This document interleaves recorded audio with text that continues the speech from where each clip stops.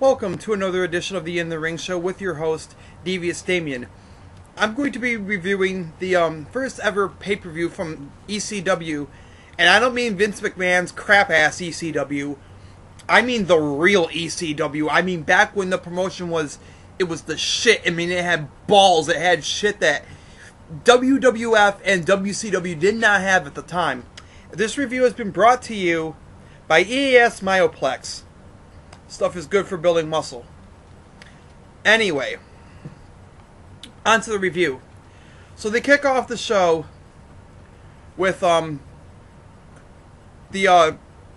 Eliminators versus the Dudley Boys for the ECW Tag Team Championships. This is, of course, after Joey Styles does a little promo in the ring about ECW being on pay-per-view for the first time and so on and so forth. Anyway, so the Eliminators and Dudleys go on to have a pretty decent match. Cronus unveils some new moves that he had never unleashed before at the time. The 450 splash and over-the-top rope plancha.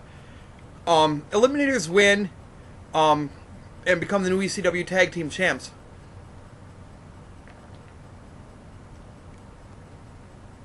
Now, later on, the Eliminators ended up splitting up because Perry Saturn didn't want to work with Cronus. Why, I don't know. Cronus looked like he was, a pretty good in-ring worker to me, but nonetheless, that's just one man's opinion. So there was a Chris Candido promo next. Talking about his time in the WWF and so on and so forth, and talking about how he came to ECW and so on and so forth. I'm not going to get into all the specifics of his promo, just giving you the basic gist. And that led to, this match was actually supposed to be Chris Candido versus RVD, but Candido was injured. He suffered like a bicep injury or something at that time.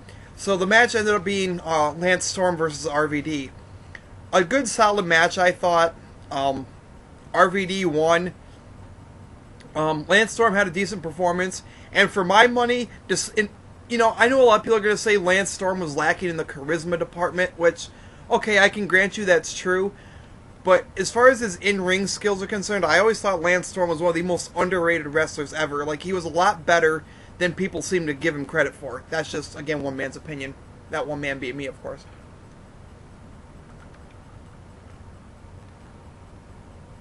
So then we had the six-man tag team match, and these all Japanese wrestlers brought in from Michinoku Pro. The Great Sasuke, Gran Hamada, and Masato Yakushiji against Harry Boy, Dick Togo, and Taka Michinoku. This match, if you blinked, you missed something. I'm sorry. I mean, this fucking thing was all over the place. Non-stop action from bell to bell. I mean, this shit was insane. Like I said, if you blinked, you missed something. I mean, you almost had to fucking, glue your eyelids up to your fucking eyebrows just to fucking keep your eyes open to watch this thing. Great Sasuke, Gran Hamada, and Yakushiji won. Another good match. Like I said, very fast-paced, very enjoyable, excuse me. So then it was the Stevie Richards promo, talking about his three-way dance that was going to be taking place later in the night with the Sandman and Terry Funk. Talking about how it wasn't about the BWO and how, it was time for Stevie Richards to step on his own and become a man and gain his self-respect, and so on and so forth. So then next after that was for the TV title, the franchise Shane Douglas against Pitbull number 2. With the whole story being about Shane Douglas breaking Gary Wolf's neck and Pitbull number 2 getting revenge, and a man that Rick Rude, it basically was coming out and saying he wanted to, fuck with the franchise and so on and so forth, and that was his New Year's resolution for 1997. Well, Shane Douglas ends up winning the match. So then out comes a man with a simply ravishing robe on with the mask that Rick Rude had been wearing for several months. So,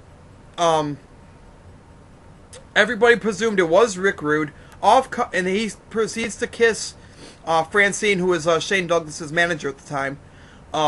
They take the mask off. All of a sudden, it turns out it's primetime Brian Lee, not Rick Rude. And then a mysterious figure comes into the ring, takes off his motorcycle helmet. That guy in the motorcycle helmet was actually Rick Rude. Dex Douglas, Primetime Brian Lee choke slams the franchise, and they walk out of the ring, leaving the franchise laying. Then there was the Raven promo talking about Terry Funk and how he was going to ensure that Terry Funk's dreams didn't come true, and that, you know, he was going to destroy Terry Funk basically for the 10% of the Raven fans that were actually there. So then after that you had Taz versus Sabu. Now this match was, they had been building this match for years. I mean, like, Sabu had been calling out, or not, excuse me, Taz had been calling out Sabu for a long period of time. And, you know, and what happened was, Paulie had fired Sabu before. Taz wanted him back. You know, and then Taz kept calling him out. Then Paulie finally hired Sabu back. You know, so then they proceeded to have this match at Barely Legal 97. Another really solid effort. A really good match. Taz wins with the Taz mission. Bill Alfonso, who was Taz's manager going in, turns on Taz, and RVD and Sabu jump Taz after the match, and Bill Alfonso walks out of the ring with RVD and Sabu. So after this we have the Sandman, Terry Funk, and Stevie Richards three-way dance. Now this match was to determine who would go on to face Raven later in the night. Whoever won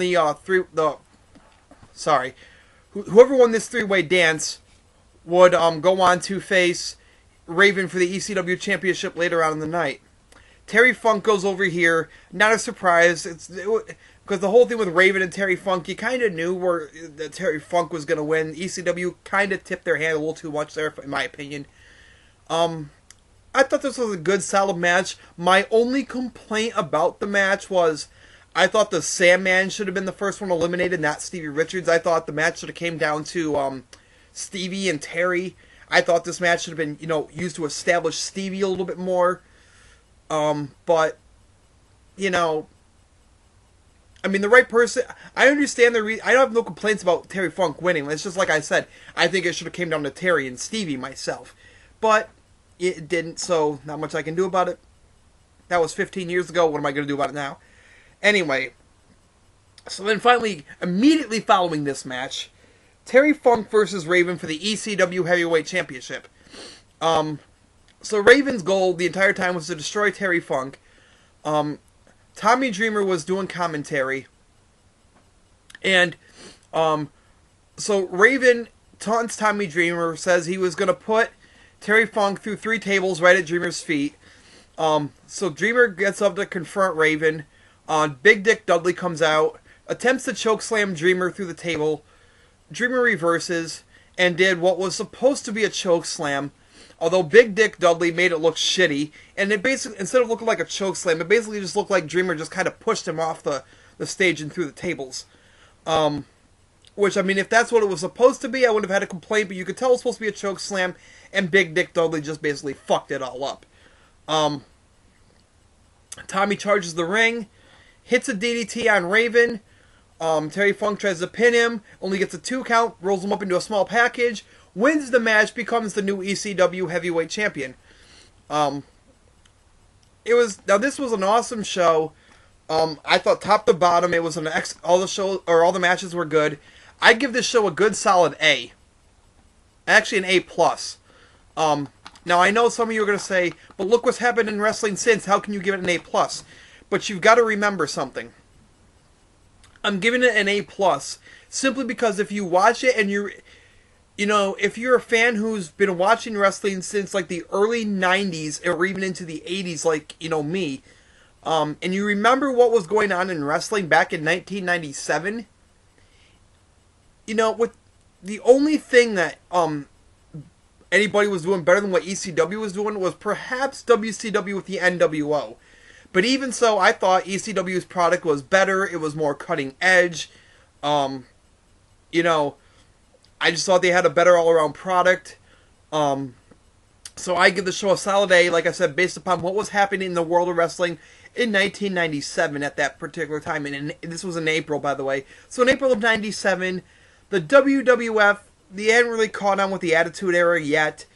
So, and, you know, WCW, the whole NWO thing, yeah, was catching. I mean, it had caught on, but in my opinion, it had kind of started to run its course a little bit. And like I said, ECW was just presenting the better product back then, so it gets an A.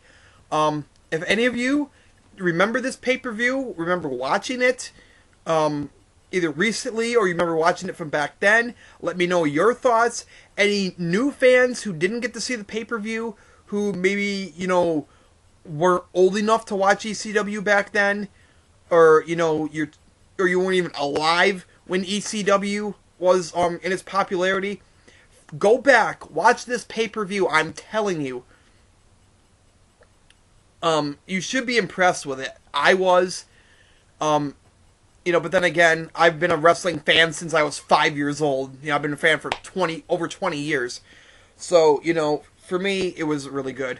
But let me know your thoughts on the pay-per-view. Whether you agree, disagree, whatever. Well, anyway, this has been the In the Ring Show with the review of ECW's Barely Legal 97. This is Devious Damien signing out. Good night, everybody.